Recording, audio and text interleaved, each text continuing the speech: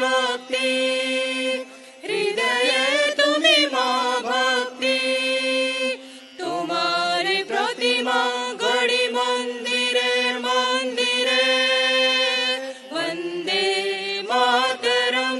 So దేశమంతా స్వతంత్ర దినోత్సవం వేడుకలు జరుగుతూ ఉన్నాయి. సో కాంగ్రెస్ పార్టీ కార్యాలయంలో రాహుల్ గాంధీ, సోనియా గాంధీ, మల్లికార్జున ఖర్గే స్వతంత్ర దినోత్సవం వేడుకలు జరుపుకుంటున్న వేళ వందే మాతరం గేయాన్ని ఆలపిస్తున్న టైంలో ఆ గేయాన్ని పూర్తిగా ప్లే చేయకుండా రాహుల్ గాంధీ మీద, అక్కడ ఉన్న కార్యకర్తల మీద సోనియా గాంధీ ఫైర్ అవుతాం. సో ఎంత అవమానకరం!